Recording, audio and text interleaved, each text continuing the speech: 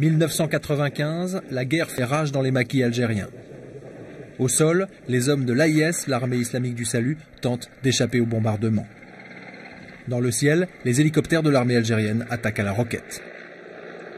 D'origine soviétique, ces hélicos sont lourds et ils ne disposent pas de système de tir très sophistiqué. Régulièrement invités par la France au salon de l'armement Eurosatory, les militaires algériens décident de commander à Paris de nouveaux appareils. Leur choix se porte sur le Fennec d'Eurocopter, version militaire du célèbre Écureuil. Paris se frotte les mains, reste à trouver une ruse pour ne pas donner publiquement l'impression d'encourager la guerre en Algérie. Du coup, c'est l'Écureuil, un appareil officiellement destiné à des usages civils, qui va être livré aux Algériens.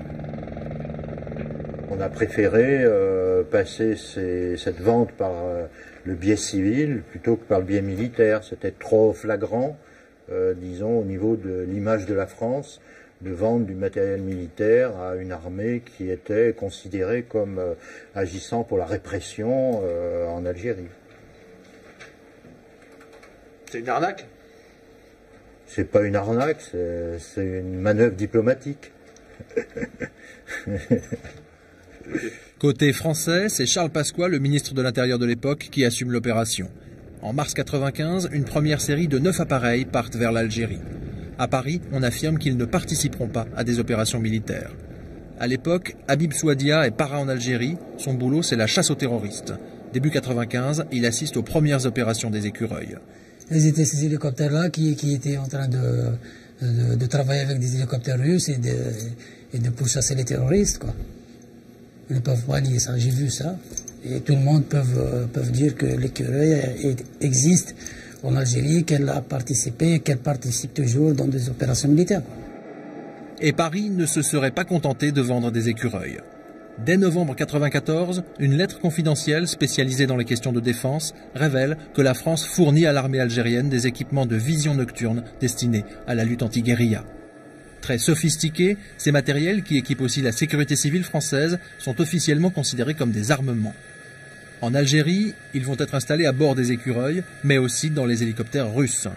Leur rôle, améliorer l'efficacité des bombardements au napalm et des attaques à la roquette, comme ici en 1995 au-dessus de Blida. En 1998, un pilote d'hélico algérien décide de fuir son pays à bord de son appareil. Aujourd'hui réfugié en Espagne, il se souvient parfaitement du rôle des écureuils français pendant les bombardements. L'hélicoptère écureuil, il n'a pas d'armement. Il fait rien que la photographie, la reconnaissance. Il va filmer, il va zoomer. Et chaque fois, l'image elle est trop grande. Directement, elle est envoyée vers les hélicoptères qui portent l'armement. Alors le pilote, il peut bien voir ce qui se passe en bas. Tu m'entends? Il y a quelqu'un qui bouge, peut le voir. Depuis l'hélicoptère, il est envoyé directement vers le commandement des forces aériennes, vers Shrega, à travers des antennes que les Français ont installées, un petit peu au sud de Bouzaria. Et le général, il est dans son beau fauteuil, il peut voir, il peut être en direct avec l'opération. Des hélicoptères français, des systèmes de vidéosurveillance français, jusque dans les cockpits des hélicos russes, tout est français. Les chronomètres de la France, les Ray-Ban de la France, combinaison jusqu'au casque Guénon, même le grade bordé de la France. Je ne t'ai pas parlé par exemple de la formation des pilotes qui pilotaient les écureuils. Ce sont des gens qui ont fait une formation en France.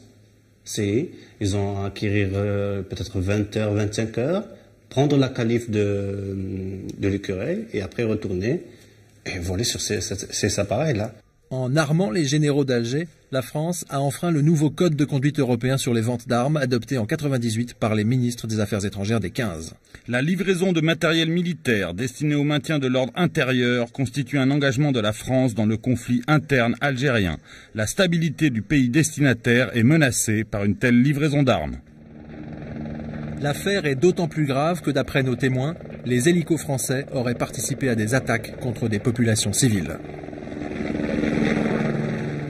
Même parfois, où il y arrive même des terroristes qui aillent s'abriter dans des villages et tout ça.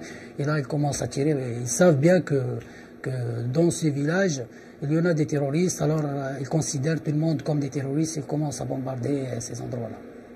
Donc, ils bombardent des civils? Ils bombardent des civils parfois, oui. Dégoûté, notre lieutenant des troupes spéciales s'est réfugié à Paris. La semaine dernière, il dénonçait dans le journal Le Monde les massacres et les exécutions sommaires commis par son escadron. Le lendemain, à Alger, sa mère était très angoissée.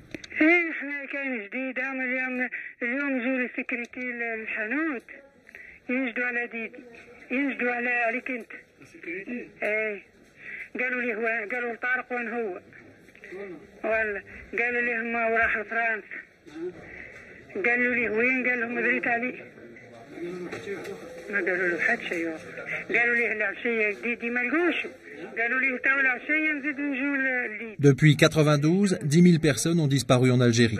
La sécurité militaire qui menace la famille de Habib est sous l'autorité de Mohamed Lamari, le patron de l'armée algérienne. C'est avec ce même Mohamed Lamari que Paris négocie actuellement de nouveaux contrats d'armement. Dans la balance des intérêts commerciaux de la France, le soldat perdu Habib Souadia risque de ne pas peser très lourd.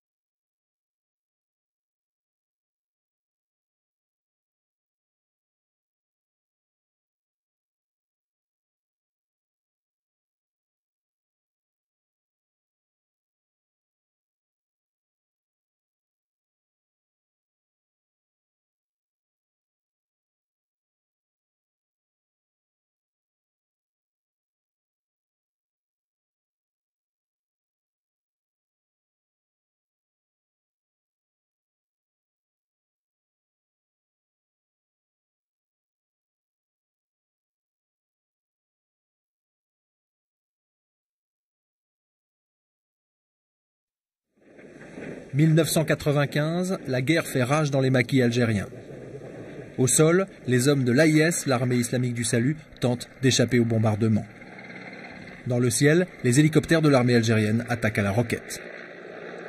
D'origine soviétique, ces hélicos sont lourds et ils ne disposent pas de systèmes de tir très sophistiqués. Régulièrement invités par la France au salon de l'armement Eurosatory, les militaires algériens décident de commander à Paris de nouveaux appareils. Leur choix se porte sur le Fennec d'Eurocopter, version militaire du célèbre Écureuil.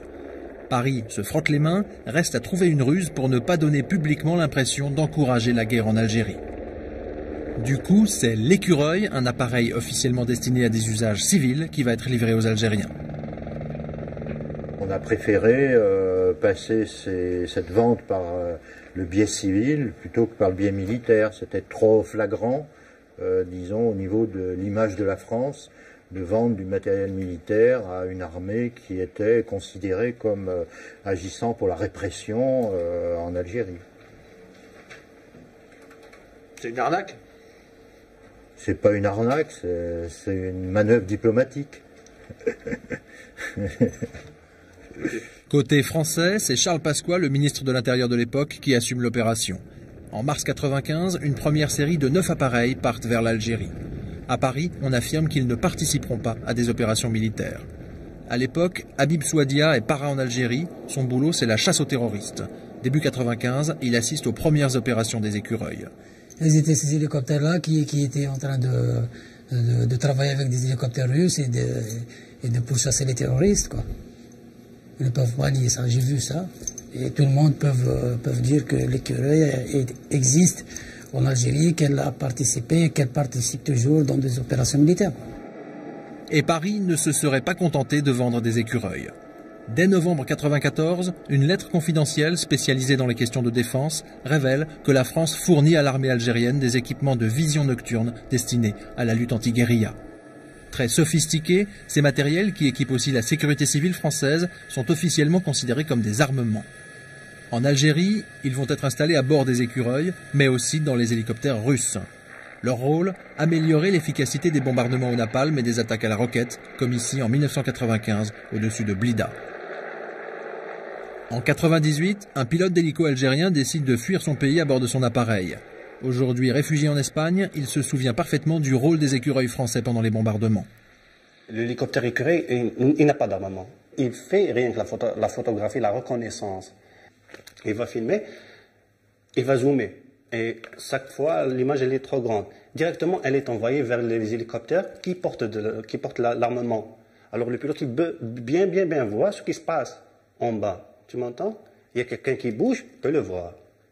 Depuis l'hélicoptère, il est envoyé directement vers le commandement des forces aériennes, vers Shrega, à travers des antennes que les Français ont installées, un petit peu au sud de Bouzaréa. Et le général, il est dans son beau fauteuil, il peut voir, il peut être en direct avec l'opération. Des hélicoptères français, des systèmes de vidéosurveillance français, jusque dans les cockpits des hélicos russes, tout est français. Les chronomètres de la France, les Ray-Ban de la France, combinaison jusqu'au casque-guéno, même le grade bordé de la France. Je n'ai pas parlé, par exemple, de la formation des pilotes qui pilotaient des écuries. Ce sont des gens qui ont fait une formation en France. Ils ont acquis peut-être 20 heures, 25 heures, prendre la qualif de l'écureuil et après retourner et voler sur ces appareils-là. En armant les généraux d'Alger, la France a enfreint le nouveau code de conduite européen sur les ventes d'armes adopté en 1998 par les ministres des Affaires étrangères des 15. La livraison de matériel militaire destiné au maintien de l'ordre intérieur constitue un engagement de la France dans le conflit interne algérien. La stabilité du pays destinataire est menacée par une telle livraison d'armes. L'affaire est d'autant plus grave que d'après nos témoins, les hélicos français auraient participé à des attaques contre des populations civiles. Même parfois, où il y arrive même des terroristes qui aillent s'abriter dans des villages et tout ça. Et là, ils commencent à tirer. Ils savent bien que dans ces villages, il y en a des terroristes. Alors, ils considèrent tout le monde comme des terroristes et ils commencent à bombarder ces endroits-là. Donc, ils bombardent des civils? Ils bombardent des civils parfois, oui. Dégoûté, notre lieutenant des troupes spéciales s'est réfugié à Paris. La semaine dernière, il dénonçait dans le journal Le Monde les massacres et les exécutions sommaires commis par son escadron. Le lendemain, à Alger, sa mère était très angoissée.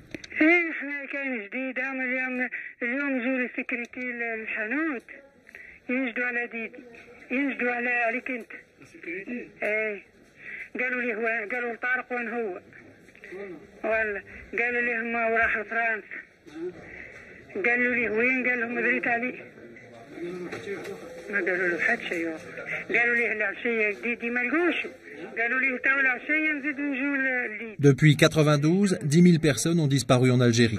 La sécurité militaire qui menace la famille de Habib est sous l'autorité de Mohamed Lamari, le patron de l'armée algérienne.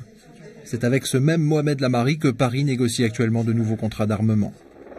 Dans la balance des intérêts commerciaux de la France, le soldat perdu Habib Souadia risque de ne pas peser très lourd.